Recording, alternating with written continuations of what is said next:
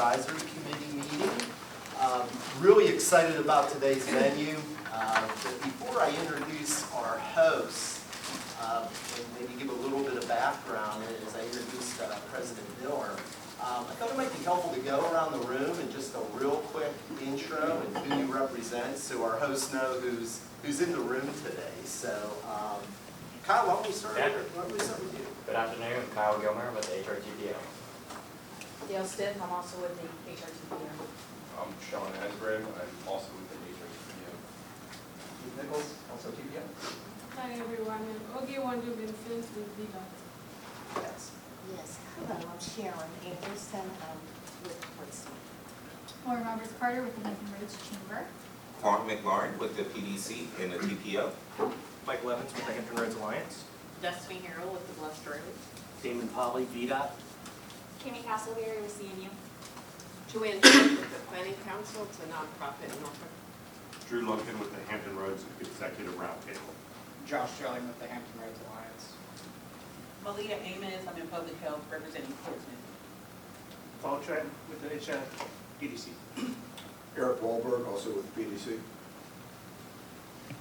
Mark Adobe Duchowski, immediate past president of the CAC. I'm Katie Filipino with HRPDC. And the man behind the camera. I'm Matt Kleppeis. I'm with the HRPDC. Thank you. So first off, super excited to have everybody visit Virginia Wesleyan today. And I'm really excited to have President Scott Miller here today with us. President Miller and I were just exchanging some notes, and I actually forgot this, but I think he and I came to Hampton Roads about 1 week apart, isn't it right? July of 2015. And I think we have something else in common. The first or second person we met was Jim Spore. Jim Spore. I noticed in your bio you're from Pennsylvania also. So yes, sir. So we're both from Pennsylvania. Yes, yes. So this was not a coordinated effort. Right?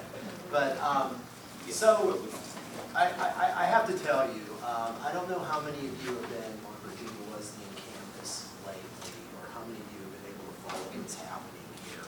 Things are going on at Virginia Wesleyan in an incredibly exciting manner. And I have to tell you, a reason why, Lauren, you and I go to a lot of meetings, right? President Miller goes to board meetings. He is in this community, he is engaging, he is telling the story of Virginia Wesleyan, and this is an incredible asset for us, and I think that the door's been open and the bell has been pulled back, and our community is really excited about the great things happening here. So President Miller, I just wanted to give you a chance to maybe give a little bit of background about your campus, and then I think we're going to get a little bit of background information on this beautiful Greer Environmental Center. Well, my people typically say I talk long rather than short, so to help you, we put our elevator pitch at each of your places. That'll save about 3 hours of my normal presentation. I want to welcome you to campus. We are really thrilled that you're here. We open our campus as much as possible to the community. But who would have thought in 1961, when this campus was founded in this soybean and cornfield right here at this location, that Hampton Roads would grow all the way around us. And as you came in, you saw the construction of the new Virginia Museum of Contemporary Art. That will open probably in January or February here, funded by a couple great philanthropists that have been involved in Virginia Wesleyan. But we use this thing where we take a coffee cup holder right here, stick it on top, put the dot in the middle, and say, draw a 35-mile radius around this campus. And when you draw a 35-mile radius around Virginia Wesleyan, you get 1.6 million people in almost all of Hampton Roads. When you go to Virginia Mocha's current location and do that, half of the circle is in the Atlantic Ocean. Not many people go to an arts museum from there. So, we are at the epicenter of Hampton Roads. We're delighted to be a part of it and delighted to have you on campus. And as you went around on the introductions, we interact with all the organizations that have been mentioned here and are proud of that. And our colleague from CNU, I left a Zoom meeting with Bill Kelly before coming here on a project the two of us are working on. I brought with me Maynard Schaus, and the question was asked, so much is discussed about this building, which is the Greer Environmental Sciences Center. And as I was coming as the president in the spring of 2015, Jane Batten, the noted philanthropist in this region, called me on the phone and she said, at the May Board of Trustees meeting, a month and a half before you arrived, I'm going to make a gift to the school that is going to be pivotal for the institution. You are in coastal Virginia. You play an important role in the environment. We have always said that the environment should be a part of the guiding principles. And so she said, this gift is going to be given in honor of your predecessor because there's nothing named for him. But this building is going to set the tone for your presidency. So the money was given, and she first did it anonymously, but it's hard to keep a secret in Hampton Roads. That's the way Jane is with us. She loves Virginia Wesleyan and loves Holland, although William and Mary tries to claim her because her husband has an interest there. But this gift was designed to develop an environmental sciences center that would be, as she says, first class, second to none, be pivotal in positioning the institution and its environmental guiding principles. And Maynard Schaus, at the time, was a professor of science. He has a PhD in zoology from Miami University, did his undergraduate work at California Lutheran, and he has a title that's like this long now. He did serve one term as our chief academic officer, but as this building was being constructed and being planned, he was the liaison on it. So I'll let him take a few minutes. When Maynard gets excited, he sometimes goes long too. So if you would share some of the distinctive intricacies about the Greer Center. Absolutely. So fall 2014, I got the call from our development office that Mrs. Batten was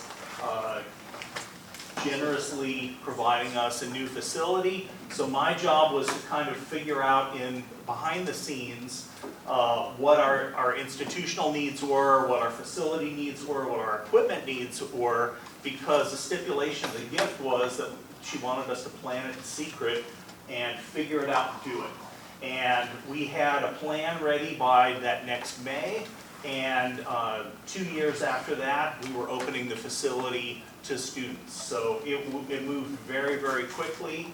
And it was designed to be focused on excellent teaching and interdisciplinary teaching. So in our environmental sciences program, we look at the linkages between the atmosphere and the hydrosphere and the lithosphere, which is the soils, and the biosphere, which is all the living things. And we wanted our classroom facility to kind of manage that and elevate our capacity to teach well in these interdisciplinary fields and engage students with research. So it has a lot more research labs than we had before, opportunities for faculty to work one-on-one, and opportunities for students to use the facilities as a part of group projects and things like that. It's linked to many of the natural features on the campus, and then it adds a lot of sustainability features to the building and then to the surrounding grounds. So things like enhanced stormwater ponds that are functionally habitat for lots and lots of organisms. Grounds around the facility that have, how many plants is it? 25,000? 25,000 plants, something like 70 different species. We get a lot more variety here because we have that. I see birds in the winter here that I never see anywhere else because they're coming to feed on the seeds from the plants that are planted that are native to this area. And so engaging our students within that, it's really excited. It's helped us elevate basically everything that we do. One of the things that Mrs. Batten said the first time that we met together is that she wanted this to be a hub for collaboration, and she wanted it to facilitate those interactions with environmental nonprofit, government agencies, corporations, environmental firms and things like that. And it has done just that. I've been able to be heavily involved with the Elizabeth River Project. As a result of that, we've had interns with Lynn Haven River Now, Chesapeake Bay Foundation, and a bunch of other companies and a bunch of civic organizations within that area to promote a better environment collaboratively. In terms of the sustainability features of the building, we wanted everything tied to a specific course that was being taught or a specific professor. So we didn't want to just get bells and whistles because, oh, this would be fancy. We wanted it tied to so-and-so's teaching the energy class, and they can use this as a demo for how much solar energy can be collected and then utilized by the facility. So-and-so is looking at hydrology, and we want to look at how stormwater BMPs are able to help to filter runoff and then allow it to percolate into the groundwater. So everything that we added had a tie to a specific professor, a specific area that we're focused on. And I think it's a really beautiful facility. The architects, I think, did a great job. Even things like allowing natural daylighting and things like that. It's not overbearing, it's not overpowering. It makes it pleasant. It makes it feel like you're in the middle of the forest here when you're in the middle of the classroom. So sometimes I'm teaching oceanography at 8:30 in the morning, and I get disrupted by a great blue heron feeding in the stormwater management pond right outside the window. So I think it's a beautiful place to be. Any specific things that I can tell you a little bit more about? I don't want to use up my time. So at one of Bob's meetings, I think it was the one in Chesapeake, they put up on the screen a picture of the south side. And they said sea level rise is important. Oh, yeah. And showed 10 years, 20 years, 50 years, 75 years. And there was a circle in the middle on where you should be if there was 50-year sea level rise. And that circle is us. Yeah. And the reason being, when this building was done, it led to over $200 million of new construction on campus. And working with the city of Virginia Beach, we developed a stormwater system to take stormwater off the campus and run it into Lake Taylor, which goes to the Elizabeth River, which goes to Chesapeake Bay, which goes to the ocean. And our campus, if there's a hurricane, is like a high point and a dry point, and if there's a 50-year flood, it's a high point and a dry point because of all these underground chambers that have been developed as a result of a 10-year planning process that started with this building in 2000. Focusing on resilience. So that's been a big theme of what we've done.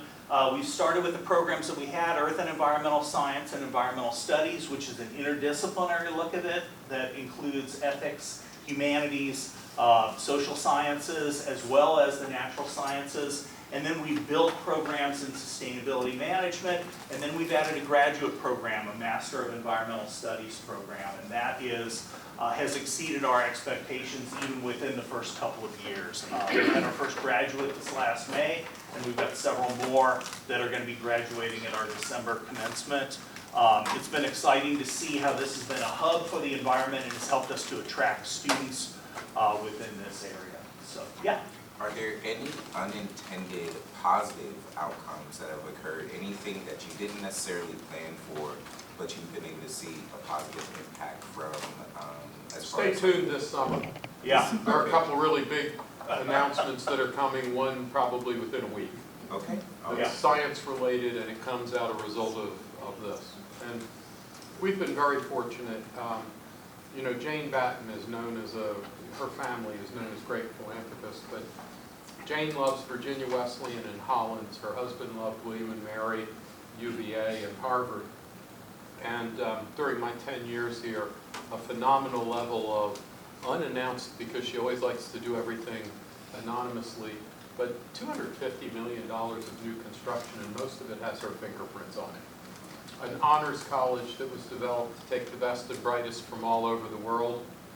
She said no more than 50% can be from Virginia because students learn better when they're with people that are different from themselves. The honors college, she then bought us a campus in Tokyo, Japan, so that the students would have an international experience. So they get the environmental experience here, the international experience in Japan. But And all I that enjoyed teaching there last summer. Yeah, we got some faculty over there right now. But you know, these are things, because we're a private institution, we don't have to stand out there and tell everybody quite as widely as the publics do.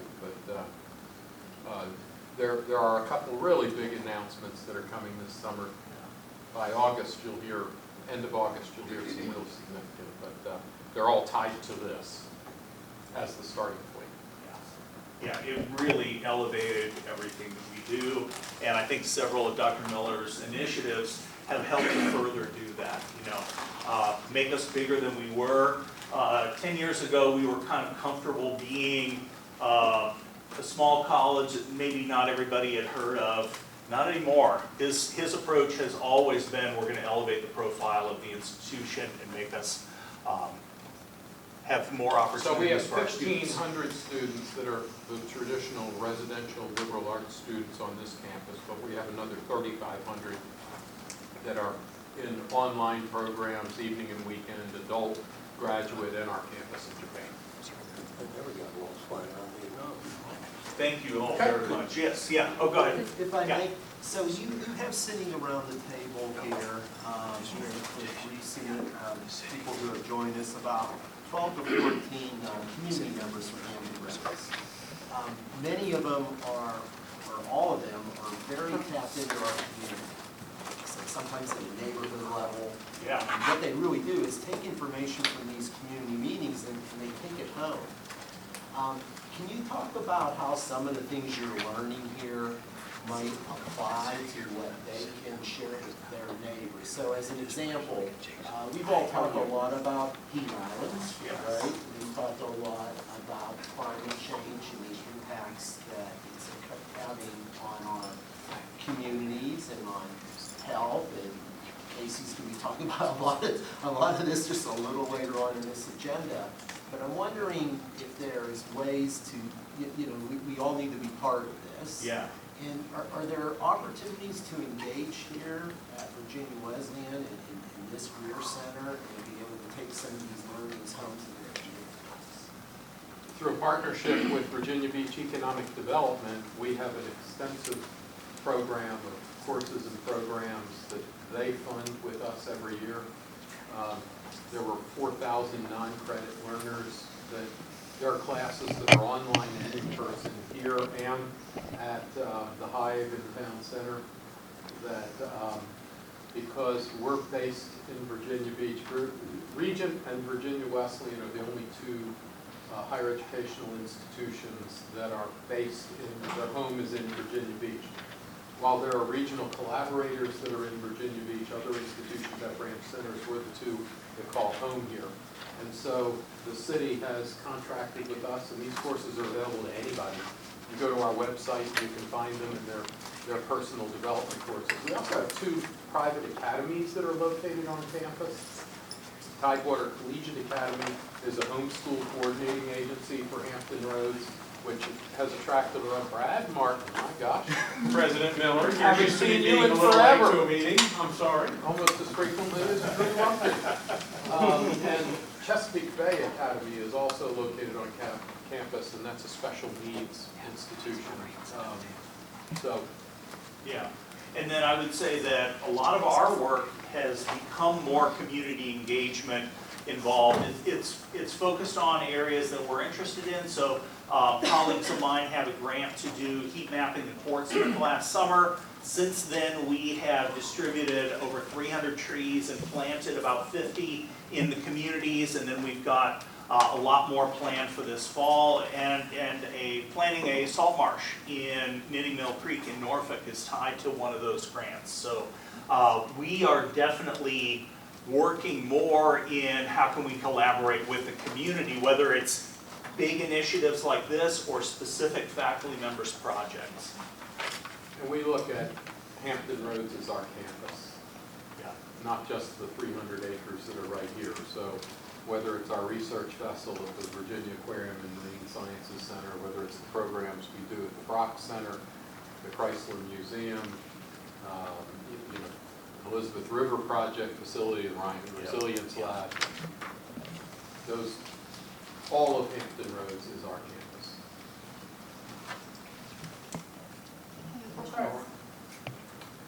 Thank you all. Very good, for being thanks. here.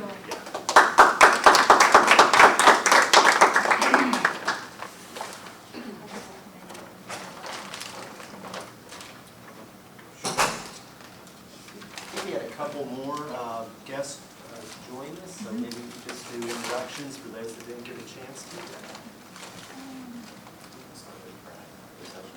Sure, I apologize for being late. I'm Brad Martin. I'm a civil engineer with WPL here in town. I grew up here, been here my whole life. Mom and Dad met in homeroom at Princess Anne High School. And I had a meeting yesterday with Dr. Miller and a meeting later this afternoon with Dr. Miller, and I about had enough of you, so. And what you left out is you'll be the next president of Virginia Beach Vision, following me in that role, but that's the business advocacy group for Virginia Beach. Exactly. Congratulations, Brad. Thank you very much.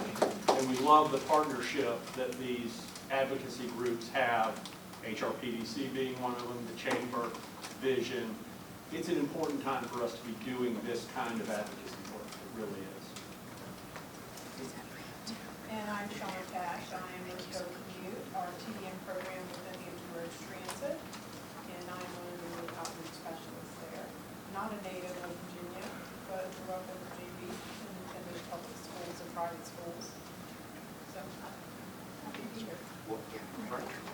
Frank Contribute, representing coordination. I'm Tom Fenderson, Alawite County. Welcome. I'm Herb DeGroff, his driver from the far reaches of Isle of Wight County, who made it through the Hampton Road Bridge Tunnel easier than we found this building once we got on campus.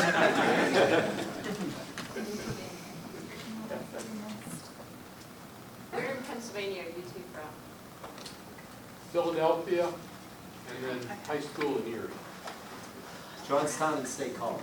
That's right. I'm from Pittsburgh. Actually, I went to school in Erie. I went to Mercyhurst. I was really in Edinburgh. Okay. Yeah. Where in Philly? King of Prussia, Okay. I lived in Flourtown. and you went to Mansfield, right?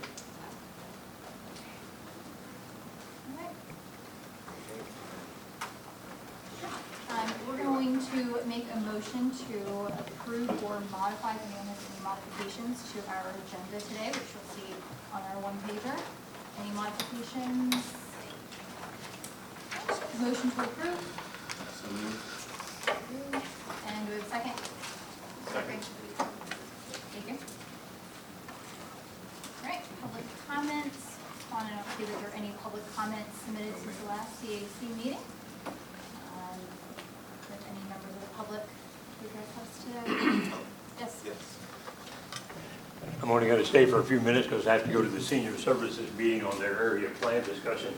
I'm going to give this to this nice lady and ask her to make enough copies of this front back to give y'all, because when I read this some time ago about what was going on this earth 100 million, 150 million years ago, hey, cool, it was pretty green. In fact, everything was going bonkers because so much green stuff, everything grew really well, tremendous amount of oxygen being processed by plants, and a whole lot of stuff being taken out of the air from exploding volcanoes and that sort of thing. Then I got to thinking about Isle of Wight County. I don't know how many of you all know it, but Isle of Wight County is one of those original shires by King James that caused those folks to come over and do things. Well, 11 million years ago, guess where the beach was? It ran from Surrey to Smithfield to Chuckatuck to Suffolk down into Carolina. So that's why this article here about 2024 saw record flooding in Virginia and the future looks worse. Hey folks, stick around for 11 million more years, the beach may be back in Isle of Wight County, who knows? Because there's a sand escarpment, if you would, that runs from Surrey all the way down through there. And a friend of mine, when he was working for Virginia Environmental Sciences Company, told me about having the Smithsonian come to a borrow pit there off Benchurch Boulevard, and they found shells 11 and 12 million years old. Had the opportunity to go to Lawns Creek on the border of Surrey and Isle of Wight County. Some years after that, you could jump down in the bed of that creek bed at low tide, and the bank was higher than I could reach. But they had clam, oyster, scallop, and drills bigger than my hand. Part of that 11 million years ago thing when everything was up there. So as that kid at J.P. Jones, one of the members of the Norfolk City Council, you may want to build that seawall really tall. because I live in one of the highest points in Alaway County at 43 feet above sea level. Norfolk is right at sea level, along with Portsmouth and lots of Chesapeake, what have you. But I encourage you to read what I've asked this young lady to make for you all at your leisure sometime, and realize that we are really fortunate to live on this earth. Thank God those exploding volcanoes are around. Back then, Mount Etna does its thing every now and then. But really appreciate you all looking at things from a community advisory standpoint and transportation-wise. Yeah, Alaway County floods now and then. Lloyd in '99, you could only get out of the county one way, but it was that 24 inches of rain that did it, along with the high tides. And then there was Isabel that came along a couple of years after that, and then we had our October 2015 storm with all the rain and the high tides. But really, we're lucky we live in a garden spot in eastern Virginia. Y'all come and visit. Smithfield's a great place to visit and see how folks live in the country. Thank you very much. Keep up the good work for the common good. And the Alaway Citizens Association, we try to keep things on the straight and narrow in Alaway. Thank you very much. And I'll come back and get in later because I have to go to senior services now. Thank you. Thank you, sir. All right, we're going to move into the rail crossing study with Keith Nichols from the HRTPO. Keith, turn it over to you.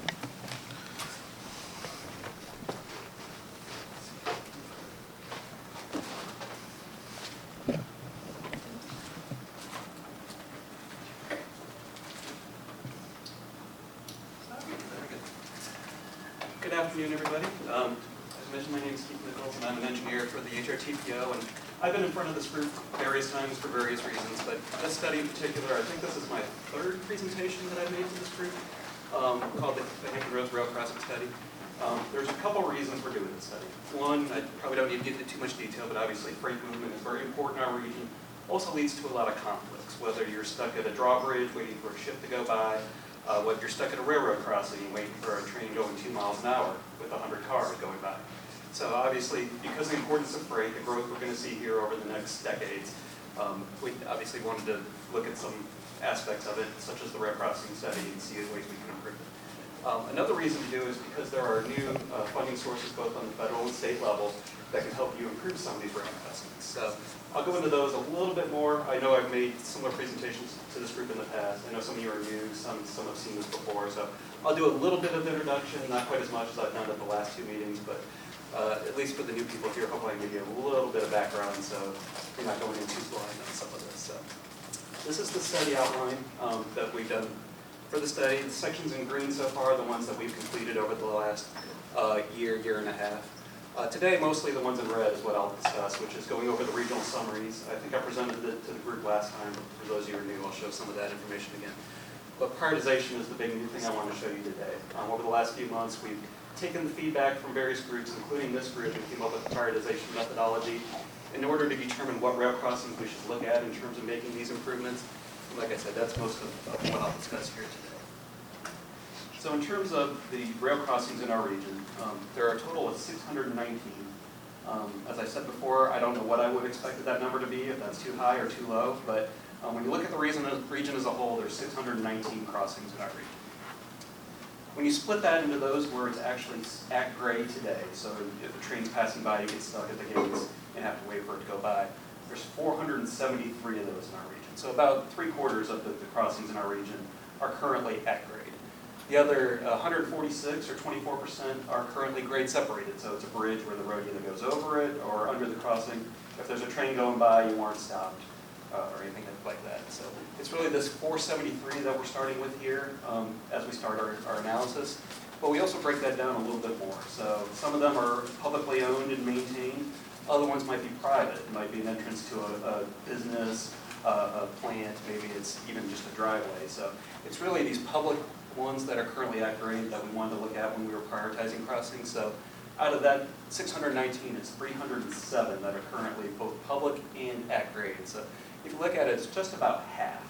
And as I said, as we talk about prioritization here in the next few slides, it's this 307 that we started with as a base to look at in terms of how we should prioritize it. Can I ask you, Keith, is it just rail as in trains, or does it also include the tide? It also includes the tide. When we get to prioritization, those ones didn't rank as high, largely because they're short trains, very quick. The the crossings aren't blocked as long. So, but we did look at all of those crossings. That's 600, all the numbers you see on here, that does include the tie as well. Yes. Thank you. Breaking it down by jurisdiction just to see where these crossings are at. The numbers in black on this chart are the ones showing total crossings, but the ones in red are the ones that are the public act grade. So as I mentioned, it's these red ones that we really look at when we look at prioritization. So in terms of the ones that are public act grade, Norfolk by far has the most in our region, and that's 73 out of the 307. Chesapeake and Suffolk are the next highest at 55 and 48. And then Newport News and Hampton. And then as you get into rural areas, you will see higher numbers as well. Virginia Beach has very few crossings in that locality, but I'll talk more about it as we get to the prioritization, especially between Southside and Peninsula. You see the numbers and drill into that a little bit more. So moving on to prioritization, we coordinated with various committees, including a couple meetings with this committee, to try to get feedback. It took a little while. We created an inventory of these crossings because that had not been done before. That we needed to get all the data we could, such as how many vehicles cross these crossings each day, how many trains use it each day, how many trucks. Any data we could get, we needed to create in this inventory. So that took a while as part of the study, but after we got that inventory created, we met with our various committees here and tried to come up with a methodology. How do we weight this data? How do we determine what's important, what's not important in terms of prioritizing equity crossings? So ultimately, after doing various iterations with these committees, this is the methodology we came up with. There's 6 different factors. The first one is traffic volume. So that would be the existing number of cars that cross each day, trucks, for example. And we also looked at the future in the year 2045 for those crossings that maybe we expect the most growth to occur at as we look at over the year going to 2045. Safety, we scored for 20 points, so that includes the number of crashes that have occurred at these crossings since the year 2000, number of injuries, number of fatalities that occurred because of collisions with trains. And we also looked at, based on conversations we had with these groups, emergency response. So we determined those crossings that were most used, most proximate to like fire stations, rescue squad stations, hospitals, things like that. So those ones that are closer to those facilities got additional points based on their importance for emergency response. Roadway characteristics for 15 points. So that is, what type of roadway is it? Is it a principal arterial, which is really heavily traveled like Northampton Boulevard out here? Is it a neighborhood roadway that's local and not as widely used? So more points were prioritized to the more important roadways. Also importance to the military. There's a network called the Strategic Highway Network that the military uses to determine which roads are most important for the military. So we included that. And also under there, we included proximity to other grade separated crossings. So is this particular at-grade crossing 1/10 of a mile from an overpass, or is it 5 miles from an overpass? So those ones that were further away from detours where you could go over or underneath the tracks, we did give priority to that. Train volumes, so that's the existing number of trains that use the crossing each day. We also did a growth factor for the future, largely based on what the Port of Virginia is expecting in their master plan in terms of growth at the port, shift from truck to rail. They're expecting in the future we will see more freight shipped by rail and a little bit less by truck. So we came up with future volumes based on that. The biggest factor was estimated delay.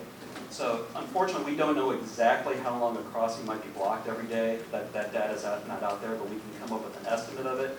And we base that on a number of factors such as the amount of time that the crossing is blocked, the number of trains, the speed of trains, are there trains that go back and forth, switching at that location.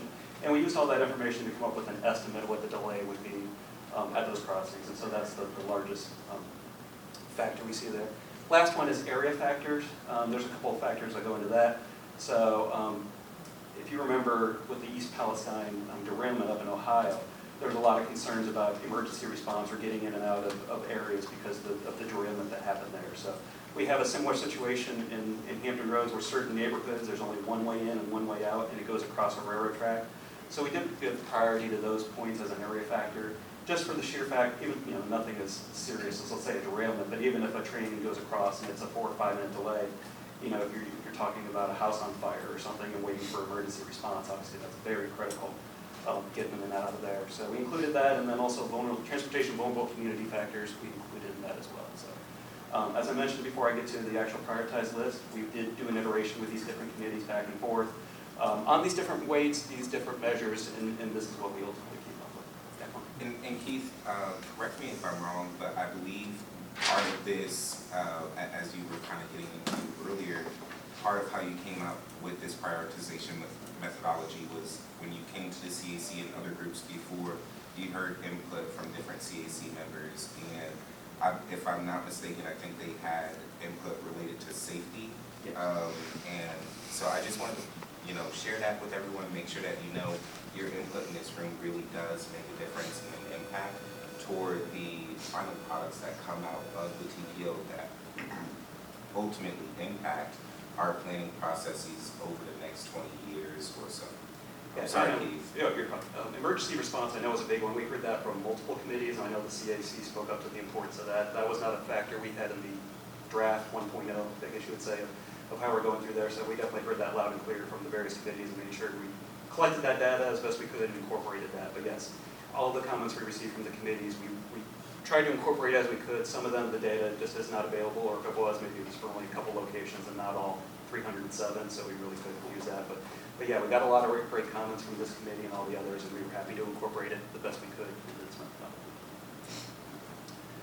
So with all that, we get to the good stuff, which is the actual prioritized list. So as I mentioned, out of that 307, we prioritized every single one based on all the factors that I just spoke about last night. So number one to me was absolutely no surprise, Hampton at Terminal, right outside the gates of Norfolk International Terminals. So we used a 100-point scale. It scored 86 points, which was by far the most on it. So no real surprise. Heavily traveled roadway, important to the military, high-class roadway, large number of trains going very slow speeds, blocking the crossing lines. So basically all the factors I just talked about, this one checks almost all boxes. So no surprise, it was number one. Number two is also in the city of Norfolk and also on the same line at Ward's Corner, and that's Granby Street. So if you've driven through there, once again, a lot of the port trains going in and out of NIT use that crossing. Same issue as Hampton and Terminal with slower speed trains and a large number. So that one scored high. The third one is also in Norfolk, but a different line. This one is more closer to Ghent at Church Street near 20th. So that's used by coal trains going in and out of the coal terminal there. In Ghent. So that one scored 72. Once again, same issue. A lot of the trains go in and out of Lambert's Point and also go in very slow speeds, so that's why that one scored high. We came up with a top 25 list, and I'll zoom in on the urban area later. I want to talk more about the rural ones first, as you can see there's a few on there. But out of this top 25 list, it ended up being about 9 were in Norfolk and a lot of others were in Chesapeake and Portsmouth, but we did see some in the rural areas. So if you look at the Isle of Wight, there in Windsor, US 258 at Route 460, by the Dairy Queen, for those of you who are familiar with that. That did make the top 25 list, so we're going to include that as part of our analysis. There's a couple in downtown Suffolk. You can only see one, but there's a second one that's right under it. One I think was in the top 10, and then the other one was in the top 25. That is actually a location that the city has submitted for federal funds to get a planning study for, to determine ways to help improve the situation at 7 crossings in downtown Suffolk. So I guess it was good to see that in terms of our prioritized list, those locations made it as well. If you look at the peninsula, there's only one, and actually it ranked 25th, and that's Airport Road up by the outlets up there in the James City County, York County, and Williamsburg. They all kind of meet in that area. The main reason that the peninsula crossings did not rank higher is many of them are already have overpasses or underpasses or grade separated. Almost all the major roadways you see there are already grade separated. So it wasn't really a surprise based when you look at it that way that there were so few on the peninsula, but it's just one of those when you talk to groups like that, you definitely want to explain, yes, here's the reason. It's not that we're ignoring the peninsula, it's just that a lot of the solutions are already in place there. Now zooming in on the urban area where most of them are occurring though, top 5 were all in Norfolk. You can see 4 of them were on the line going to NIT South, the 2 in Ward's Corner, and then also one on Chesapeake Boulevard a little bit further south from there. But however, we also have a lot, especially along the Norfolk and Portsmouth Belt Line in Portsmouth, George Washington Highway, that crossing of it made the top 10 list. Also a number in Chesapeake in the South Norfolk area. There's 2 others I want to point out in Chesapeake down toward the bottom. One is Freeman Avenue and one is Portlock Road. Those ones are kind of notorious for very slow moving trains. There's a Norfolk Southern facility by the Orange Dot there, by the 464 logo. So a lot of trains get switched back and forth at that intermodal facility, so there's like 8 tracks you have to cross to go by, and it's blocked a lot of times. So those are 2 locations in Chesapeake, actually, where the city has submitted for funds, and they have received some funding planning to make improvements of that. So it's good to see that. But once again, not a surprise, I guess, that most of the bigger trains, slower moving trains, most delays are occurring at these ones that you see here, mostly in the urban area of Norfolk, Chesapeake, and Portsmouth. So that's where we're at with the study now. So in terms of next steps over the next few months, we're going to take that top 25 list that I just showed you, and we're going to analyze all 25 of those in further detail and try to come up with a candidate list of projects. So in some cases, maybe it makes perfect sense to do an overpass or underpass. Other cases, maybe it's a very dense urban area, and it just wouldn't make any sense to spend $500 million and take a lot of right-of-way, for example, for what the solution would be. So we're going to go through all the top 25 and try to determine what makes most sense of those. Maybe it's a technology solution. Maybe in downtown Suffolk, for example, rerouting the railroad around downtown Suffolk or whatever. So we're going to go into detail, like I said, on each 25 of those. We're also going to dig deep into the federal and state grant programs that each have different data sets that they require. So for these top 25, we want to make it kind of plug and play where localities can submit these for those grant programs, so provide all the data for those crossings so they're ready to go. We'll also, once we have the candidate and recommended improvements ready to go, we'll start more conversations with localities and the railroads. We have had multiple discussions with the city of Norfolk already in regards to their crossings, and some with Chesapeake, so we'll need to continue those, and we want to bring the railroads to the table as part of those conversations. But like I said, first we need to have something to show them in terms of recommended improvements at these locations. But all that said and done, we're aiming for right around fall to winter of 2025 to have that draft report done. We'll be back in front of this group once that's ready, and definitely want to share that with you and a lot of the solutions we come up with for these crossings, and hopefully move forward and improve some of those in the region.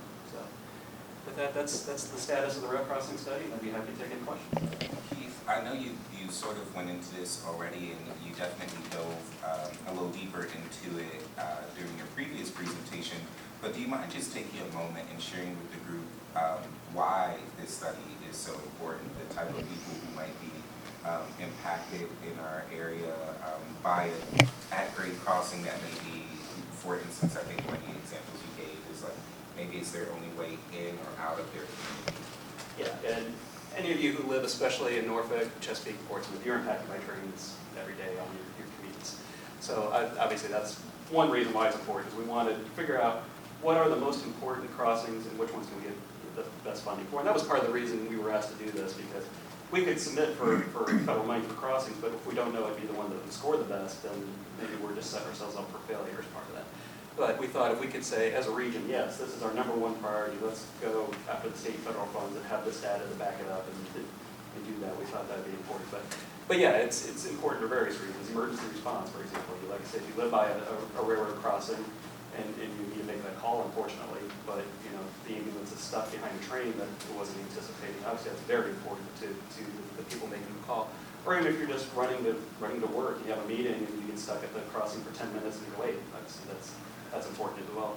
And freight movement as well. Obviously, freight being such an important part of our region. But just to give the Hampton Terminal example, you know, if trucks are all backed up at the crossing because a train is going back and forth and they can't get into the port, obviously that impacts the economic wellness of our community with things like that. So there's many different reasons for the importance of this study. But I think it'll definitely be helpful with this prioritized list where we can go, hopefully, start getting some of these funds coming to our region and we can speak to them.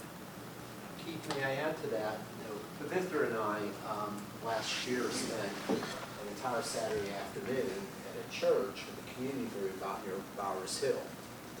And we were talking about a lot of things, but one of their most pressing concerns to Keith's point was that there are long trains that go through that area. And when they stop, and the trains are getting longer and longer, when they stop, their entire neighborhood is shut off for 20 to 30 minutes at a time. And of course, what they worry about is that not only does it impact their mobility, but emergency services. If you need to get ambulance service in there, if you need to get fire protection in the neighborhood. And as Keith pointed out, I mean, as we bring in more freight through our port, right? Keith, we have 3 ways to, well, I guess 4 if you count air, but it either leaves by truck, it either gets floated up the river, but a lot of it comes out by train. And as those trains get longer, what Keith is shown you today is these challenges becoming more pronounced. But Juan, that was that really hit home at a neighborhood level for this. And just to add on that, I briefly hit about the Port of Virginia, but as they move in the future, one, they're expecting the amount of freight to double by the year 2045, but they're also expecting it to shift much more toward rail. So currently, it shifts from year to year, but roughly 32 to 34% of the rail that goes in or freight that goes in and out of there is by rail. They're expecting in the future 40 to 50%. So not only are you doubling freight, but you're also shifting more of it to trains. So you think of the backups you have today. Trains are going to be either double in length, or you're going to have twice as many trains, for example. So this problem is only going to get exacerbated. It's definitely not going to be improved. Example on the first one, what would you suggest for that, number one? It seems like an awful, awful area. Any suggestions? So for Hampton and Terminal, there have been recommendations for an underpass for years. I believe, Dale, you can speak. I think it's actually in our long-range transportation plan right now as an underpass. Yes. So we would definitely look at that, look at the cost. I know we have estimates of costs based on its inclusion in the 2045, but locations like that, that probably is what would make the most sense. Where you get into bigger issues, I think, is when you start talking the urbanized areas of Portsmouth or South Norfolk or parts of Norfolk where right-of-way is very constricted. Neighborhoods come up right to the tracks. It might not make as much sense to have to do such a disruptive improvement. Like I said, one, millions and millions of dollars, or two, buying up all the houses, things like that. Just may not make anywhere near as much sense in those locations. So that's why we want to drill down into ones like that. But I know historically for the Hampton and Terminal one, we've looked at an overpass or an underpass for the roadways to go up and over the railroad tracks. Now, they do already have a technology solution there. I don't know if any of you are familiar with it, but they do have a text notification service for that crossing in particular, where the port will send a message about 15, 20 minutes out before a train is ready to cross, letting you know of that. So it may help you if you have some flexibility to your schedule. It may not, or if you're captive to when you have to cross the crossing, but at least it is a technology option that is currently out there. Once again, it's only for that one crossing, and it's actually operated by the port that sends out those text messages. Keith, thanks so much. It's a ton of data, and I thrive on the data, which is great. I don't mean for this to be pessimistic, but do you see any drawback to compiling all this data? I mean, is Norfolk going to be fighting all the rest of the other cities for a limited pot of money? Is somebody at the federal government going to say, well, it would take $20 million to fix Terminal, but we could take that same $20 million and fix 7 or 8 other places? What are some of the challenges to all the work, all the great work you've done? And that's part of the discussions we'll have to have moving forward, particularly with the localities, because especially for this particular program, some of the state ones do fund it 100%, but these federal programs are at 80%, so there does need to be 20% that comes from somewhere else, whether it's the state, whether a locality can put part of that up. So some of it might be Portsmouth fighting Norfolk with fighting Chesapeake, but it also may be the case where only one locality has the 20% match that could go with that. So it kind of goes back and forth. Like I said, all depends on the program, and also on a federal level, what's going to happen when the new transportation packages come out next year. How will this program change? Will it expand? Will it contract? Will it be 100% match at that point? So there are a lot of unknowns on that. But yeah, that is some of the discussions we'll have to have moving forward, as a region especially. Like I said, there's nothing keeping Norfolk from applying for these funds as long as they have that match to do it. But on a regional level, we will have to have some of this discussion there. Questions for Keith? Thank you. Thank you, everybody. We have Hampton Roads Climate Action Plan update from from the HRPDC. Good afternoon, everyone. Geared up here. I'm happy to say that I too am also from Pennsylvania, so I feel really part of this group. I'm from Harrisburg. We were going to have pierogies for lunch. I make my family members bring me Middlesworth potato chips when they come into town. It's a thing. So this is my first time speaking with the CAC, so it's good to see you all. Nice to be here. I'm within the Water Resources Department, And I am speaking on behalf of Whitney Ketchmark, who is in charge of our department, but also in charge of this entire effort to develop a climate action plan. However, this is extremely, very much a group effort with the TPO and the PDC. So we're really excited. You guys are getting a sneak peek. Tonight, actually, Whitney will be giving a webinar. These slides are almost identical to what will be on the webinar, but you'll have a different person behind the screen giving it. And the webinar is for public consumption, and I'll have a link to that at the end. And this is launching our survey, so you're also getting a sneak peek to the public survey that we are releasing today, too. And essentially, the survey and the webinar are designed to explain and go over our draft measures and actions, and to prioritize those draft measures and actions for this climate action plan, which I will be going into very briefly here. So, if you haven't heard about it yet, the region is producing its very first climate action plan. It is because of a climate pollution reduction grant that we received from the Environmental Protection Agency a couple of years ago. And the goal is to develop a plan to reduce greenhouse gases. This plan is going to identify the major sources of greenhouse gas emissions in the region, and we've already been doing that. We have about 6 sectors that I'll be going over, and spoiler alert, the biggest sector of emissions is the transportation sector. And then what are the strategies that we as a region, as communities, as localities can do to reduce those emissions? The plan itself is for more than just the HRPDC footprint. We've also included 3 localities in North Carolina, and we also have Matthews County up there in the Middle Peninsula too.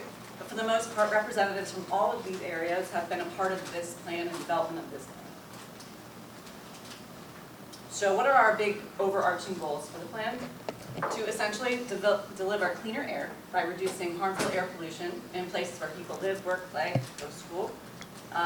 To tackle damaging climate pollution while supporting the creation of good jobs and lowering energy costs for families. There's a very large component of this plan that is targeted for workforce development. And to work closely with our communities to address climate issues, to basically meet people where they are. What are their needs as a community, and how can this plan help them achieve their goals?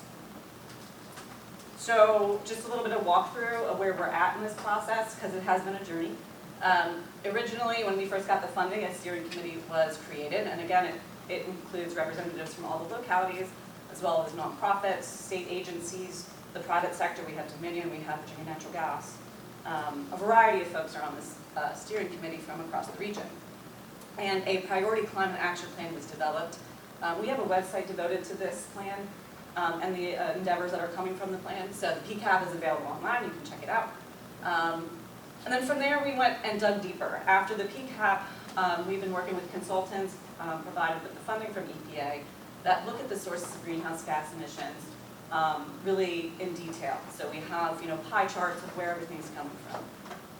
And then from there, we said, okay, so we have these sources, what are we going to do about it? How can we reduce our emissions collectively? And that involved a lot of focused input from the steering committee, as well as more detailed, smaller conversations from folks that can help, that know more about this than we do.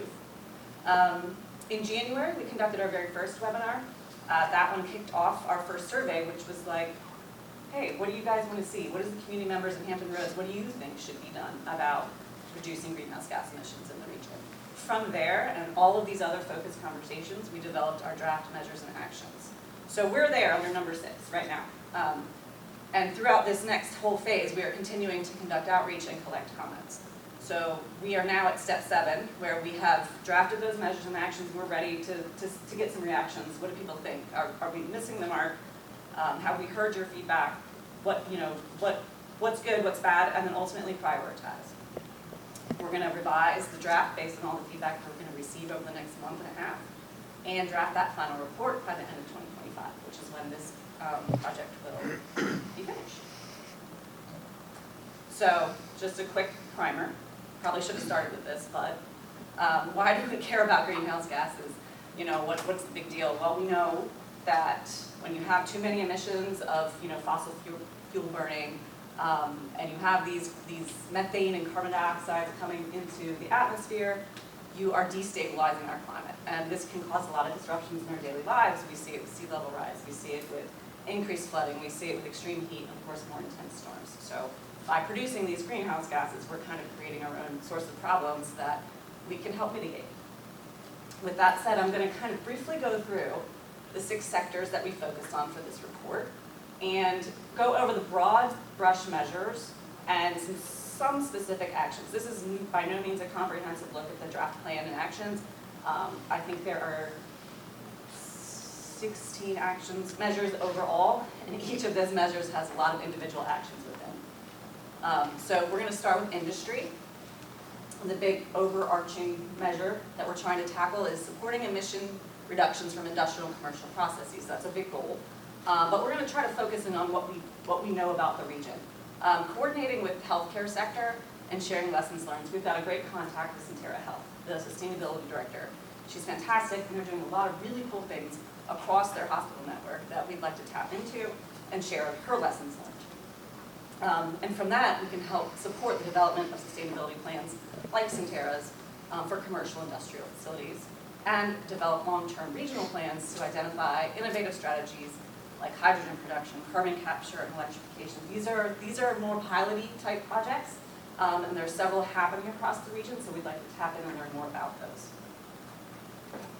Next we have, well, these shouldn't be lumped together, but because we are following a template, solid waste and wastewater are lumped together in this plan. So when we're just talking about solid waste, overarching goal, pretty obvious, decrease waste sent to landfills. Landfills are a source of methane. So the draft actions that we're proposing here are improving recycling programs. We've got a great example with AskHRGreen.org and their Recycle Right program that they've got, also funding from the EPA for. And then expanding composting programs. This is something the state, they also have a grant to do this. They are very much interested in expanding these programs. This is something we can tap into region-wide. Switching to wastewater, we have a great partner with the Hampton Road Sanitation District, of course. And so we'd like to continuously support their upgrades that they make at wastewater treatment plants. There's a lot of process efficiencies that can go into how they process our waste that actually will help reduce emissions. Things like implementing smart technologies and being innovative through reuse and gas capture. There was just an article recently about what they're going to be doing at the Atlantic Treatment Plant in Virginia Beach, for example. This is the sector near and dear to my heart, agricultural and natural lands. One of the big measures we can accomplish is just to continue to preserve, protect, and then increase forests, tree canopy, and wetlands. Some of the draft actions, many are very much in line with things that we are doing within the Chesapeake Bay program. Work we are doing with localities to expand urban tree canopy and green space, increase conservation and preservation, and of course supporting creation of more living shorelines. These would be carbon sinks. Support local food production. There are farm-to-school programs in the region. We can expand on those. Developing policies to support urban gardens. And then something that I'm learning more and more about, soil health is important. Soil health actually, captures carbon. It's a carbon sink. And if you have good soil health, you have a good carbon sink. And so those are something that we can research the value of soil health on. I believe there is a researcher here doing really great work on this front at Wesleyan. Then also improving agricultural management practices. Hampton Roads isn't a huge, agricultural area, but there are strong agricultural places throughout the southwest part of the region, of course in North Carolina. So we want to be able to support those management practices. Transportation. There are more experts in the room that know transportation, but, so they've helped contribute to a lot of these measures and actions. One is to increase zero-emission vehicle adoption. So working closely with the local governments to convert over their fleets, to electrify their fleets, or have propane fleets like the city of Chesapeake. Improve and increase EV charging infrastructure is another big one. We're also turned to the port. We have the port on our steering committee. They have a sustainability program there that is fantastic. And so we want to continue to support their zero emission goals and their initiatives for sustainability. Reducing vehicle miles traveled. This is something we can all do every day. Improving and increasing our public transit. Fully implementing the bus rapid transit.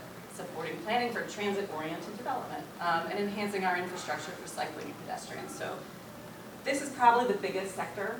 This is the biggest emitter and the biggest sector in which we have a suite of actions that we can really dig into. Buildings, I mean, this building is pretty much the prime example of where we could go as a region. And in government building school, I encourage you all to check out, I played around with the really cool interactive touchscreen over there. That was fantastic. That will describe many of the actions that we'd love to see. A lot of our localities are doing many of these things in their current government facilities and their buildings, like monitoring and lowering their energy usage, making buildings more energy efficient with a lot of funding programs that are already out there, and accessing funding and resources to build better than code. You're seeing that here, living example. So I encourage you to check that out for more information. And then large scale, grid scale energy. These are some of the bigger picture things that we can do as a region and as we coordinate with the state. But growing more solar programs in the region, this is one I think we can really wrap our arms around, increasing awareness and streamlining permitting throughout, and working on an online solar hub. There are actually nonprofits out there that are willing to help us to regionally produce something like this. And then support the development of grid scale clean energy, like wind farms, and utility efforts to enhance grid resiliency. So this is just scratching the surface of what we've got out there and what we propose. So what I'm going to do is just switch gears next briefly to say what we're doing. Please take the survey to try to prioritize these actions. And if you don't get to the survey now, it's okay. We're going to be blasting it out many times, especially after the webinar. So you will receive a direct link if you don't get the QR code here. And then from that, again, we're going to refine the measures and actions based on this input, and it's just going to be a very simple ranking. You're going to read the measures, the actions, and kind of put things above each other. And then we're going to finalize that plan and report it to the region. So, it's a lot on this slide. If you want to join the webinar, we can send that link out tonight at 6 p.m. Again, you're going to hear the same thing. Yeah. I was just going to say for a quick moment for the group, this is another great example of where you as the CAC have an opportunity to early on provide your input and help to guide the direction of this process. So we're creating, as Casey mentioned, the region's first ever climate action plan. This is going to act as a foundation for our region as we determine how we can best address greenhouse gases, at least for our region.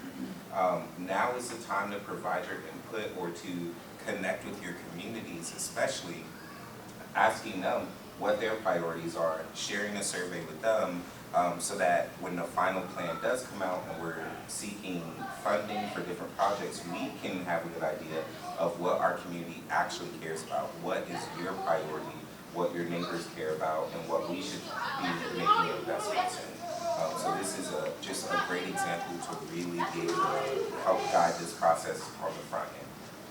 Yes, so that's the QR code for the survey. If you feel like pulling your phone out, feel free, and get your camera app and it'll connect you directly. It's going to be live for about a month. And we're also doing a lot of other community outreach events as they pop up events where we can get information and informed. You can go to our website. Yes, that's our website. And of course, I left Whitney's email address instead of mine. You can email Whitney or Juan. So I think that it's important to hear from everybody. It's important to see what people think is most important to their community. I do know other localities are developing their own plans. Newport News is developing one, and so is the city of Canton with the Bloomberg Sustainable Cities initiatives. So we're trying to coordinate so that we're not duplicating things, but trying to prioritize and lift up what those localities are also trying to achieve. This is wonderful. Thank you for sharing. And I'm thinking about some of the programs you mentioned, like we talked about expanding the composting program. And as I think about, many of us in this room have more savvy, if you will, more sophisticated folks that would take this survey. How are we reaching vulnerable communities, and what are some resources or maybe some messaging that you'd like for us to take to those people in the community? I'm going to direct that. Yeah, absolutely. So we've been trying to, when we mapped out who we were going to reach out to, we looked at neighborhoods that were determined by different factors on what's called the CJUST Explorer. It's the Community Justice. Environmental. It's an environmental justice explorer. I don't know if it's still up on the White House's website. It's not up on the government's website, but Harvard has. Harvard has taken all of those websites and has business. Right, yes, and, because I was like, I don't know if it's still up there. But basically, there's sort of like a U that is shaped around Norfolk and Portsmouth, and you can see it almost follows, as we would almost expect, our interstate corridor. That's where you're seeing a lot of increased just risk of dealing with negative environmental factors. And so that's where we try to target, and then also in Newport News, there are a lot of concerns about the coal pollutants from the coal facility over there. So we've tried to connect with different people in those areas and tried to select locations that would kind of target some of those areas, but there's still more that we would like to do and would love insight on. So if any of you have any connections to any of those communities, let us know. Let us know how we can get more engaged and involved with them. Something that we hear a lot as well is survey fatigue, because a lot of people are coming and asking, like, hey, take this survey, or like all of you in this room, we ask you often, take a survey for us. And people feel burnt out from that, so we're trying to figure out how we can engage them more and make it worth their while to participate with us. Well, and to that end, we're trying to coordinate with those other entities, the Blue versus Sample Cities Initiative. The state Department of Environmental Quality is also doing this work too. We do not want to exhaust people, so we're trying to make sure we're hearing from everybody. Absolutely. Does that? Other questions for Casey? Thank you, Lauren, could I maybe double down on Casey's request? Maybe we'll leave this up here a second, Casey, but we'll send this out to you all on this follow-up. I'm sure the CAC will get this, but please, we can ask you to use your networks, right? Whether that's your neighborhood group or community group, you can push this to Lauren, whether it's your chamber distribution list, President Miller. I think you know some students that might be wanting to engage in this survey.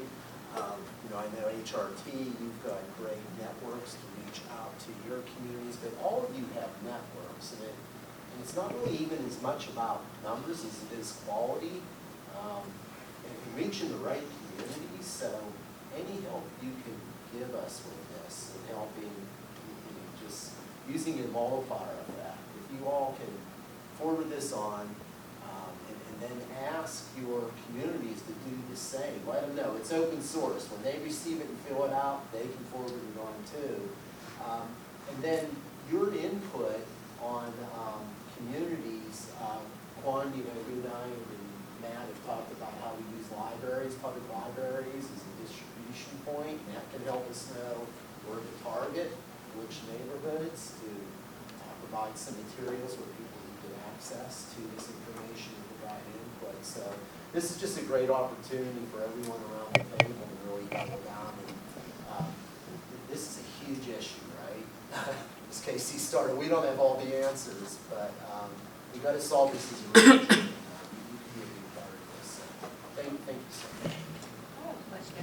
Is it any way possible, this particular picture here, we can get copies to absolutely. place in post office, anywhere where you can leave literature? If you want, I can have these printed out and either have them at the office, at the regional building available for pickup, or if you need them mailed, I can get them mailed to you as well. Okay. And that goes for anyone here, if you'd like that. Yeah, because they can be left in churches, anywhere there's a lot of foot traffic. Because we don't have everybody's email or contact information. So if we really want to get this out, we have to drop this information in grocery stores, anywhere there's a lot of people going in and out on a day-to-day basis, so. Thank you so much, Sharon. That's getting the information out where it needs to get. That would be phenomenal. And Quan, I mean, we can direct mail that. I know Christopher Newport, I see over, is here, and I think he'd done a great thing. And unexpected great location where we have had great success with getting information out about our Go Commute program and sharing with the community. The Facebook the pages for local civic leagues as well. Get into the neighborhood civic leagues, they don't mind sharing because, of course, everyone is going to attend the civic league and complain about someone's dog or something, but it is a great way to get information out and to get responses. We were amazed by that, just getting onto a civic league page and liking it and just sending a message, hey, you share this with the community. Because they are sometimes looking for a lot to put out, or something to put out that's going to get the attention of the community members or HOA members. Yeah, I was just gonna ask for a social media friendly version, easier to share. Matt has that, and Okay. yeah, he's posted on our page. Okay. So if you want The to. link so they can click. What's your social media handle? HRPDC. Oh, for us. Okay, okay. Okay, so. Yeah. HRPDC VA, yeah, HRPDC VA. And we Same only, with the TPO. and same for the TPO as well. And we only have Facebook pages as far as like the big ones, but we also have Nextdoor, which helps us to connect, and then YouTube. But as far as like the big social channels, it would be Facebook. And Instagram and LinkedIn. Oh, yeah. It'll be on all of those. Gonna get TikTok. Come on, Well, all the cool people are doing it. oh, wow. Thank you, Are you on Casey. MySpace? Great. Not anymore, right? Thank you, Casey. Yes. All right, next, Wolbert and Tran, PDC.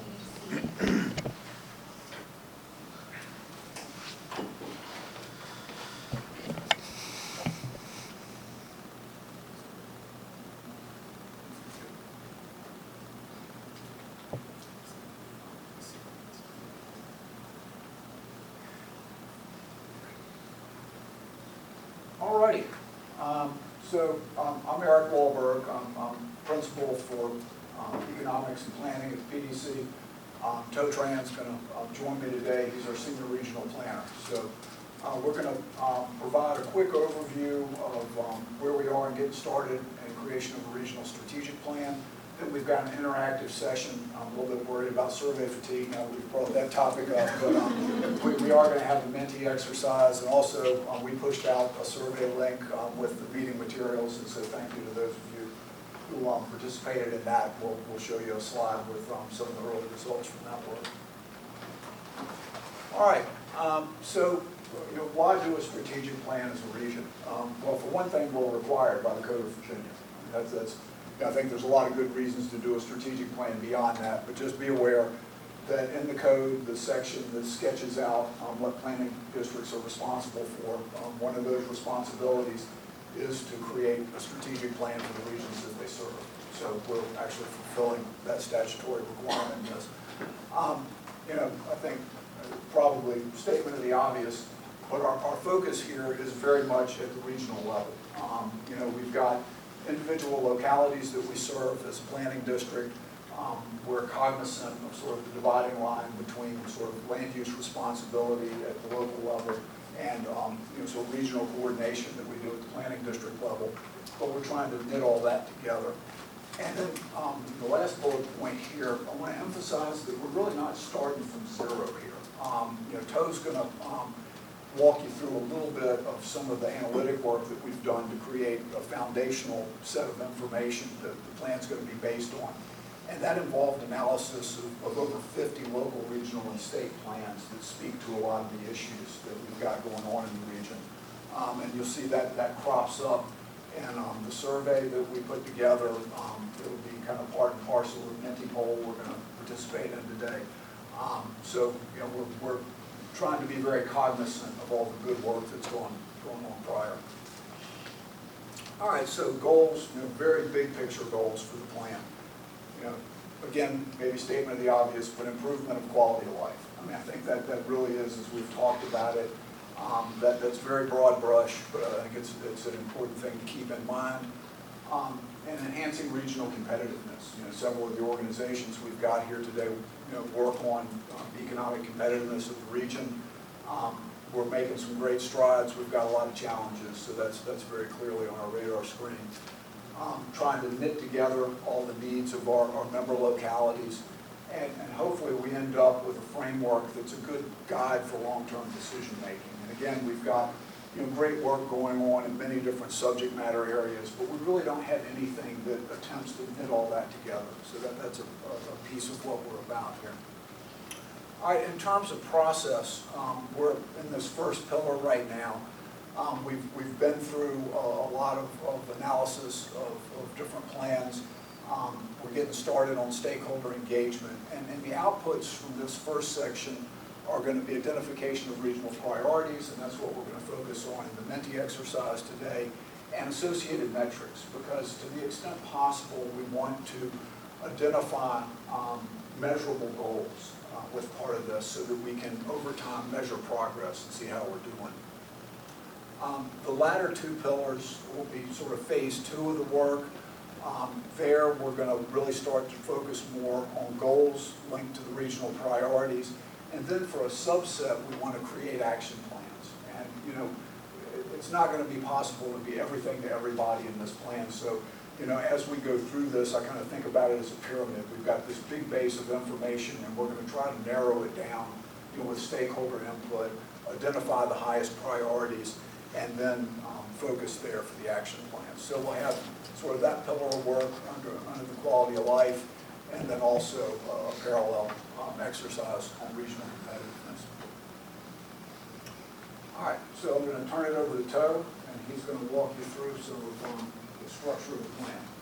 So in terms of breaking out the amount of work and to guide the complexity of the development for the strategic plan, we go through a lot of literature, professional report, guideline, case study, not only nationwide but also internationally. And we come up, this is the proposal version of the framework that we're going to use to guide us to develop the plan. As you can see here, we put have the road resident at the center of the framework. And at the same time, as Eric mentioned earlier, that we would like to improve the competitive need or the attractive need of the region, which is we'd like to attract visitors, we'd like to attract investors, and also the talent come to the region and call it home. So here we have 6 core dimensions or topic, if you will: economy, visitor appeal, housing and community development, residential well-being, infrastructure, and natural environment. And keep in mind that the small area out here, which is a more detail of each topic, and this will be built throughout our engagement process, and your input going to be helping us shape this framework for the region. And also the framework here can be used to not only track the goal of the region, but also we hope to get enough data to make it comparable to other regions to see how progress we can move toward.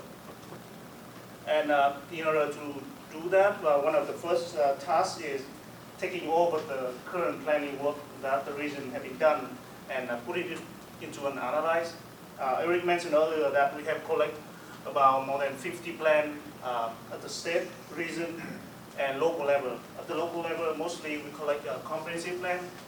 So we are a team of 2, so we expect that if we're going to do that, it can take forever. That's why this is where artificial intelligence coming in very handy. We use ChatGPT as one of the tools that help us not only analyze a plan based on the framework that we design, but also analyze across plan with the same topic. So, for example, here is the framework that we designed to put it in ChatGPT to help analyze and run for each of the plan.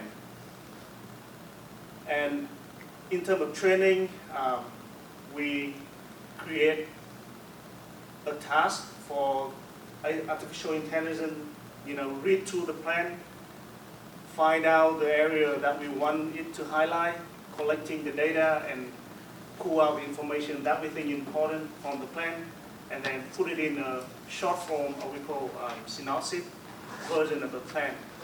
And after that, we combine all of the summary of different plans with the same topic and run it one more time to ask the AI to come up with the common issue that have been mentioned in different plans.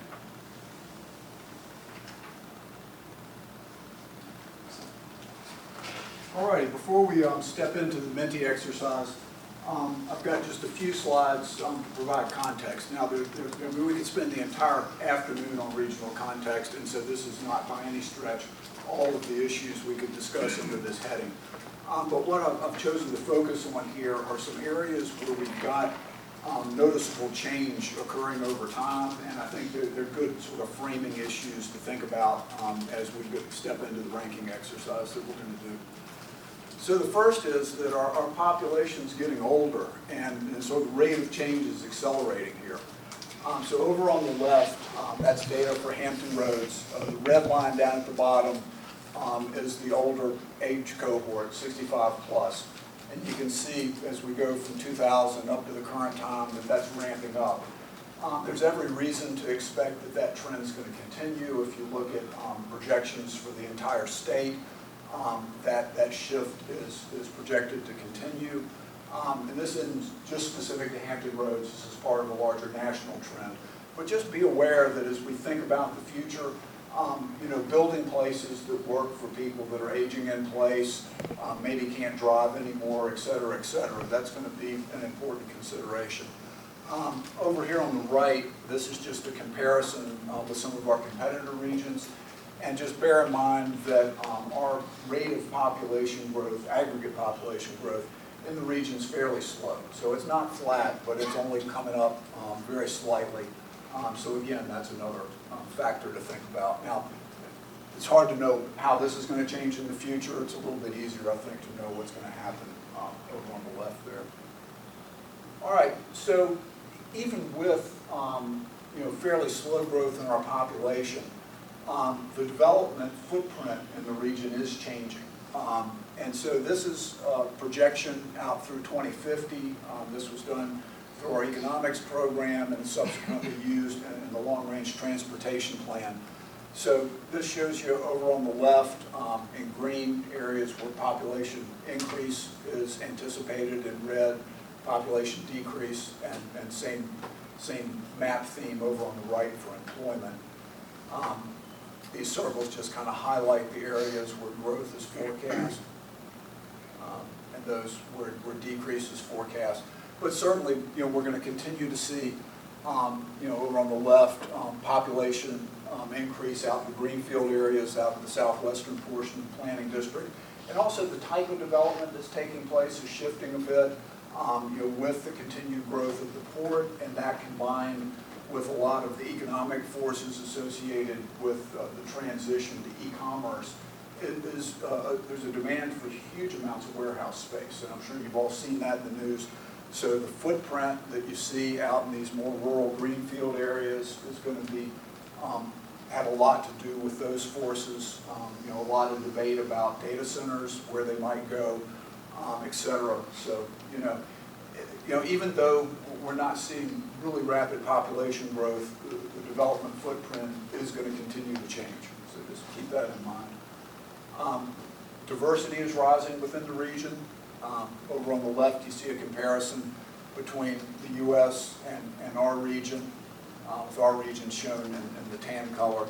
And then on the right, you can see 1980 through the current time, and you can see across the top the different categories and how that's changing. But just as we're getting older over time, we're becoming more diverse, and there's every reason to expect that this is going to continue.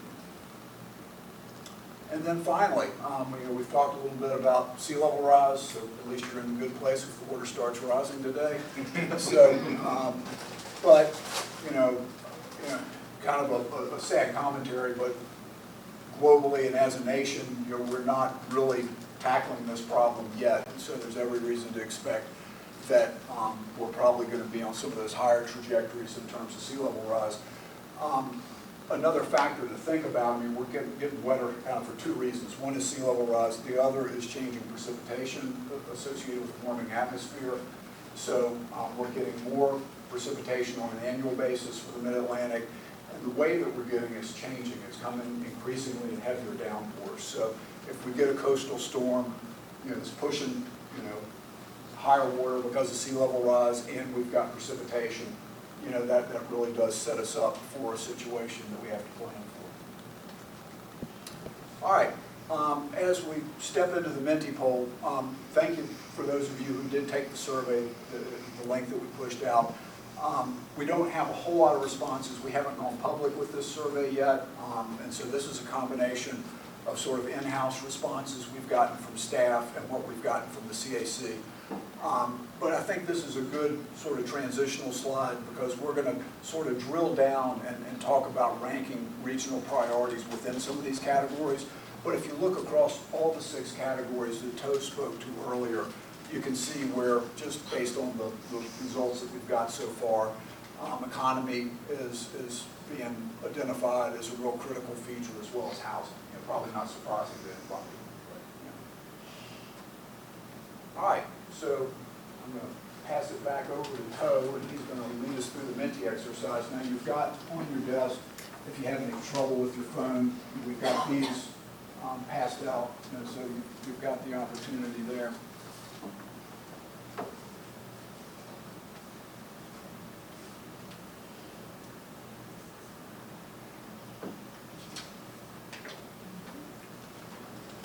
Are you able to get it? Anybody having trouble getting on Menti?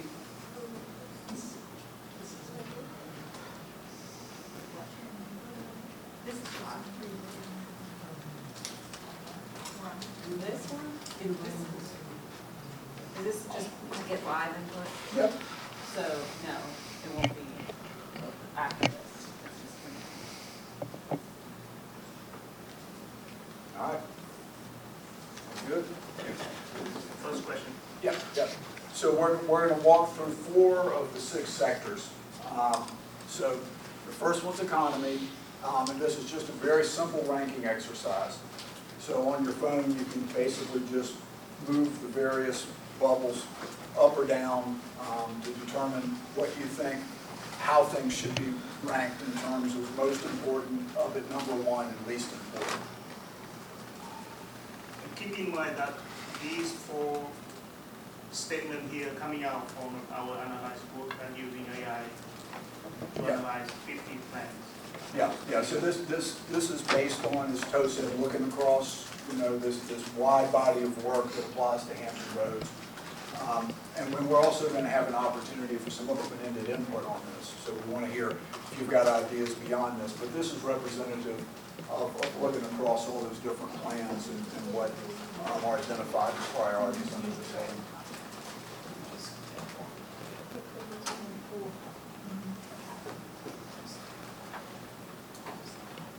And please remember to press submit. Yeah. After you've got them in order, press submit, please.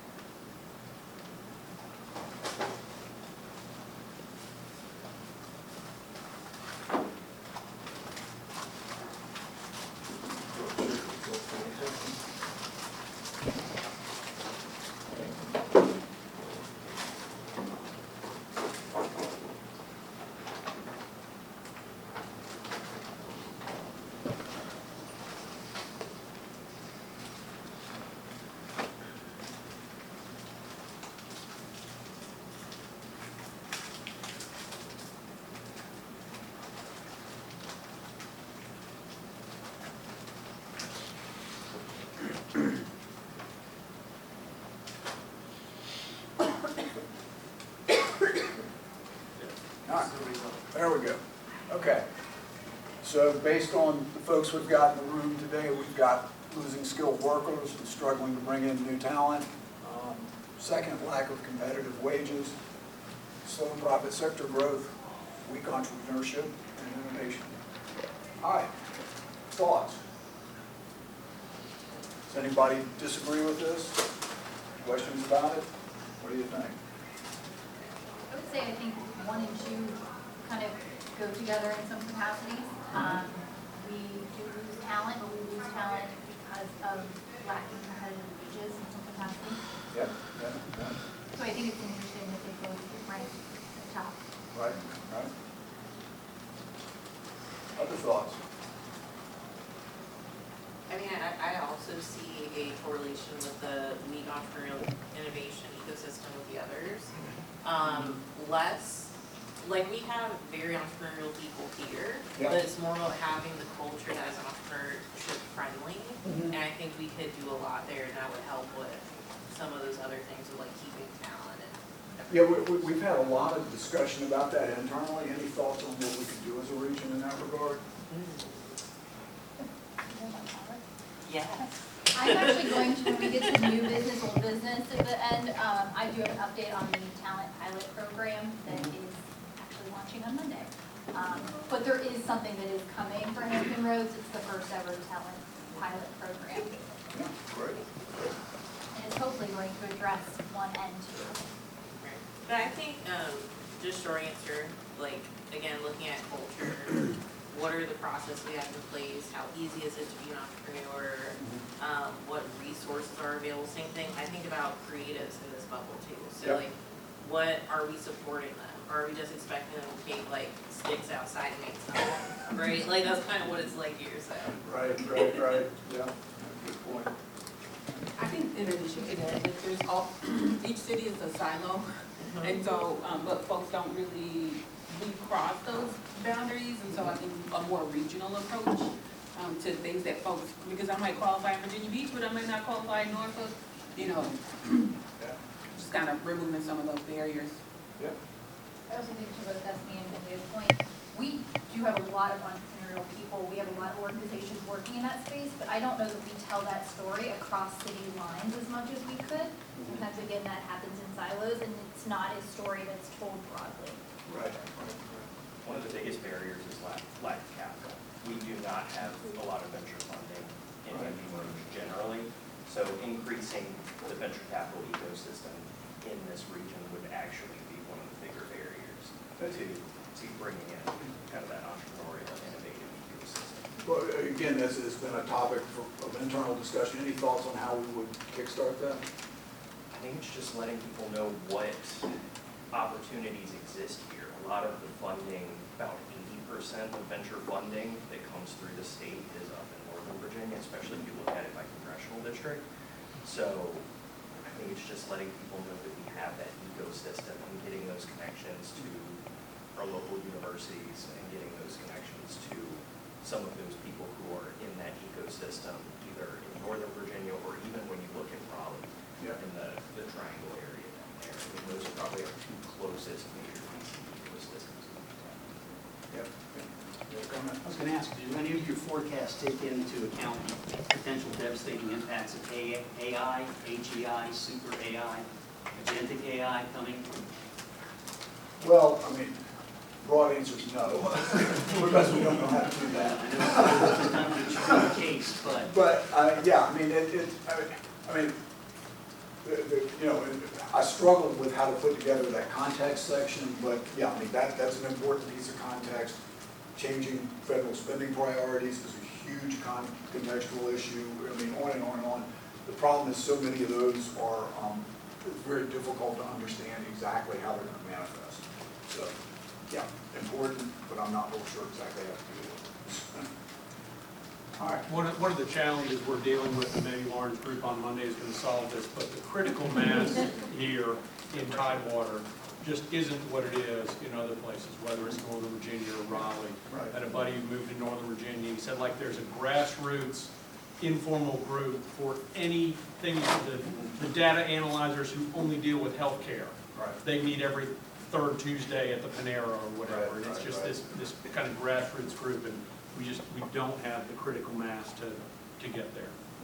I mean, do you think? And hopefully we can. Do you think it's lack of, I mean, to the earlier point that we've got entrepreneurs in the region, but maybe we don't have the right infrastructure? Do you think it's that, or do you think we just don't have the critical mass of entrepreneurs here? You think of the businesses and the organizations that would really spur that ecosystem, using your word, and you can probably count on a few hands. It's the chainsaws, it's the universities, and they're just not as many as they are somewhere else.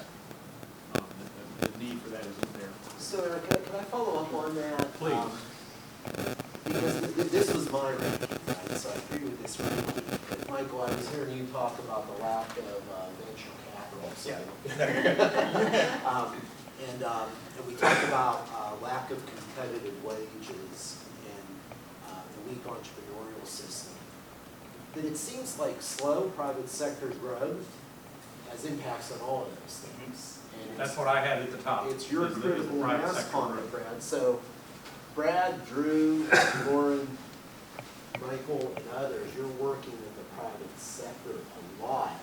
Are there things we need to be thinking about in our strategic plan that help the private sector grow so that we have more competitive wages, that we have more venture capital in our ecosystem? Yeah. What are you hearing that, you know, we're government planners, but what can we be doing in our strategic plan? What do you hear from the business community?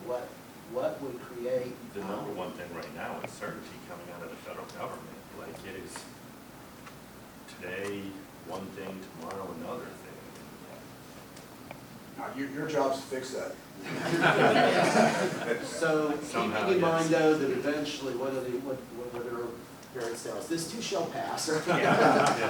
But, you know, as we think about plotting a strategic plan, what are there things, Brad, that you've heard? In the construction and development industries, they're not, I don't mean this terribly, but there's a lot of talk, no action. Housing is on everybody's mind, but you come forward with a dense housing project and you either run into the planners or the neighborhoods and you get shut down. So the risk reward isn't there on that specific topic, and that really shutters even the initiative to start a project of assembling some property and starting thinking about what can we do with a 400-unit housing complex or something that would really go a long way. Similarly, in the commercial development world, I mean, right now, for the last 5 years, the office space industry has been in complete flux with people working from home. So that's obviously factors outside of anybody's control. But the office space is not there like it was. There's a big push now for new warehouse space that wasn't there before. So that's a real dynamic situation. So one of the biggest reasons, in addition to housing, that we lose out on projects, and Josh knows this really well, he's our real estate analyst for the Alliance as well. We do not have ready sites. We get multi-billion-dollar prospects almost on a seemingly weekly basis the last couple of months. And we just do not have anywhere to put them. The expectation when we have a prospect come in is that they will be out of the ground and within development in 12 to 18 months. And no site that we have across the region can really support that right now. So the problem we're having is we don't have sites that can move at the speed of business. So a lot of that just doesn't, all those other dominoes just can't fall into place if we can't get past step one. And then another issue is even if we do get that far, then the company will start asking about housing. Yeah. Which, if they have 3,000 employees and they're looking to get started in the next couple of years, it's almost impossible. That's going to be my comment, is from the business community standpoint, we're hearing a lot of workforce shortages. I know that's national, but in order to grow your private sector, you gotta have the workforce. And so we're still behind in that capacity, and housing's a big reason why we're behind in that capacity, because we're not attracting people that can come here, afford to live here, and then get that competitive wage. So they all work. And the other side of that coin is affordable childcare that everybody's saying. Yes. Well, then the military stipend for housing kind of affects everybody else's rental rates. Yeah. All righty, well, let's stop. Let me be positive for one thing, touching on the military. The military is such a great dynamic asset for us because we've got these people who come through and they disconnect from the military. They've got a great skill set. Plus, they have a financial stipend from their military pension. So they're not going to come in for bottom dollar prices, but we've got this nice pool of executive level talent that is really ready and willing to take something with our private sector. Yeah. That's a real positive for our whole region. And they have a firmer land to get started on. Exactly. So it's not like buying a little baby tree that has one side. Yep, Okay, I got it. But just, I'm thinking about, from the military perspective, I used to work for the military, my husband is active duty. A lot of those folks, I taught the class that all the service members have to take to get out. Most of the guys that are those skilled workers, that have done those apprenticeships, that have the skills, are leaving the area, right? They aren't going to get out and stay here because it doesn't benefit them as far as like taxes and like it would the guys that are retiring. So then it kind of goes back to square one. Yep. All right, great. All right, so keep moving. Go back. You advanced it so that they can get to the next question. Okay, so secondly, we've got an open-ended question on economy. So if there's an issue that we didn't have up on the screen, we've talked through a lot of different things, but here's your opportunity to put other ideas up. And this will help inform, our issue prioritization plan under this sector. So.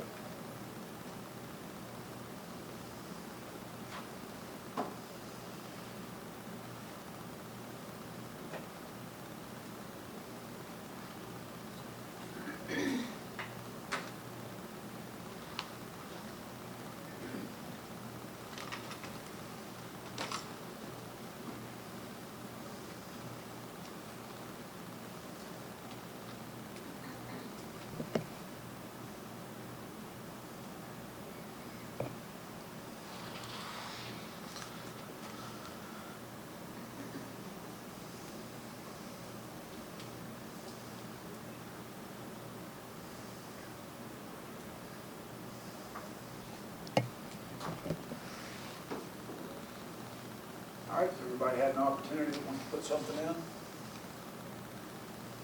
That's what we're doing.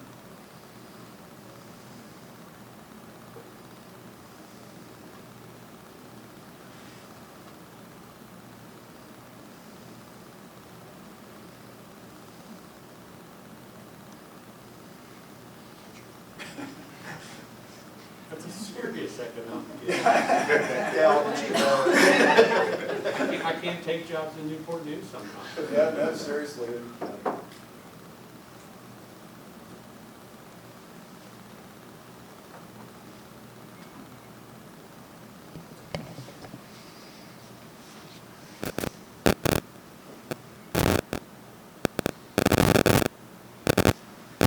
right, everybody had their say? All right, well, in the interest of time, I'm going to go ahead and move to the next topic area. We can have discussion around that, but thank you so much. That's great. All right, so we're going to move on to infrastructure now. So, same order, we're going to go through a ranking exercise, and then there'll be an opportunity for open-ended input.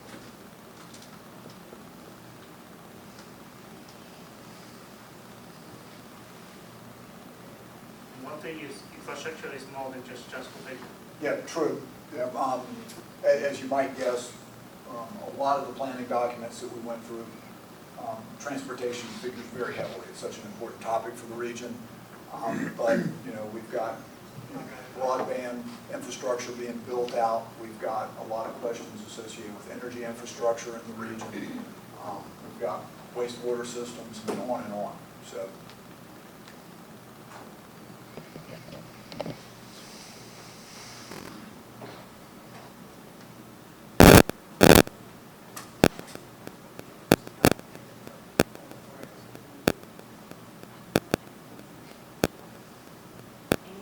Anybody driving a pickup truck that might be parked on the grass? This gentleman out here will need to. I parked Not a problem. On the grass.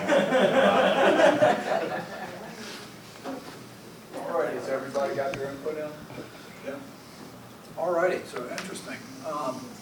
Limited public transit options comes out on top, traffic congestion, insufficient funding for local, upgrade of local roads, and energy infrastructure lagging behind demand.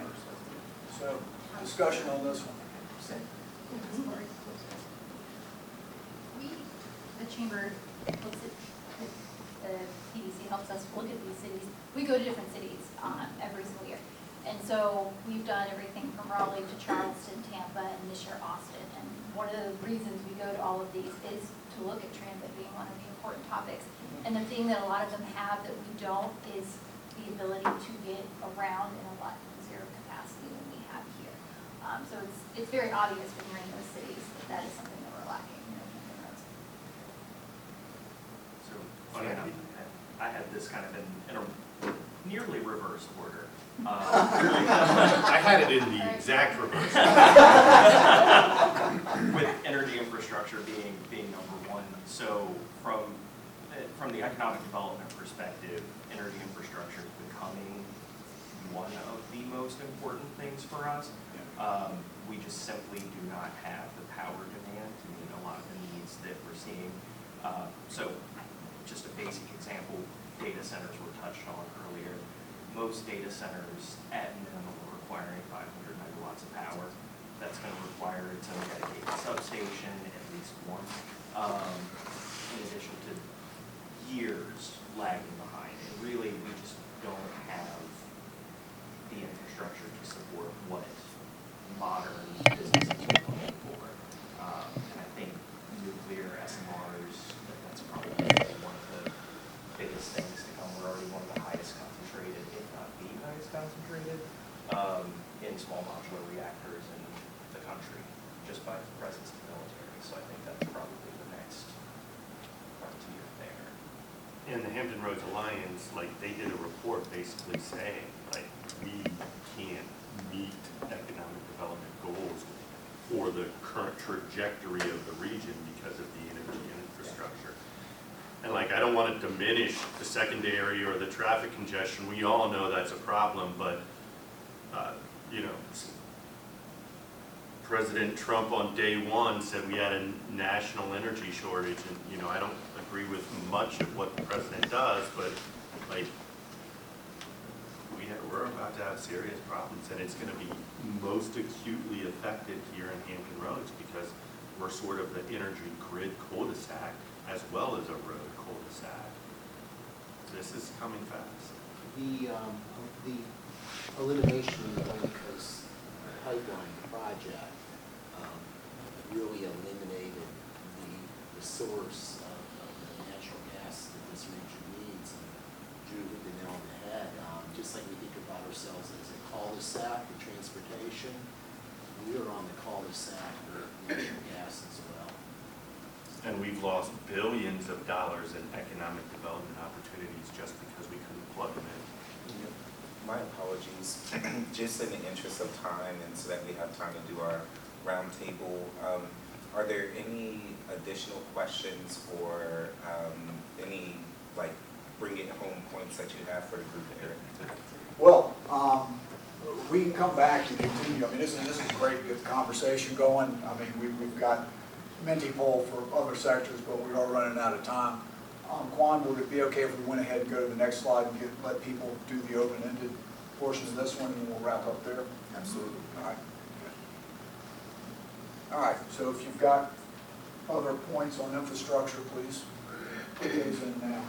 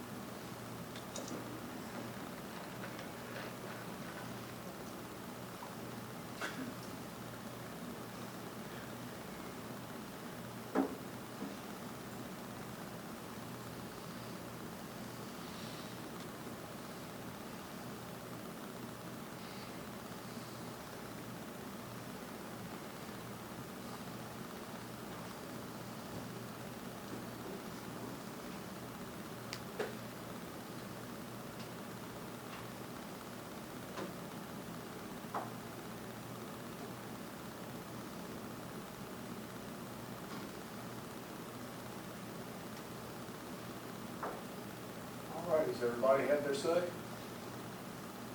Everybody still working? All right, well, I'm sorry we didn't get to the housing topic, because I'm sure that would have been a good discussion, but we'll save that for another day. So thank you so much. We are going to be announcing a public version of the survey that we pushed out to you guys in the meeting agenda. Please help us publicize that.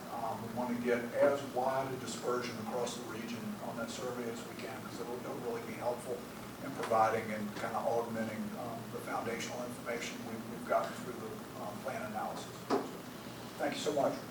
Thank you. All right, we are down to old and new business. We have about 5 minutes left to go over a couple of things. If I may, I would like to give you a very brief update, and then next time we meet, I would hopefully be able to share a whole lot more about it. In regards to that talent attraction program that we have been talking about, it is a pilot program. It is being run, funneled through VEDP. The Hampton Roads Chamber has been one of the liaisons to get this up and running, in addition to the executive roundtable. Destiny has sat on that. There's been a lot of stakeholder input. So on Monday, there is an official landing page that is going to launch for this pilot program that we are running with VEDP. The whole idea is to start showcasing Hampton Roads for what it is with our industry sectors. There is the portion on there about housing and affordable housing options. There's a lot of information.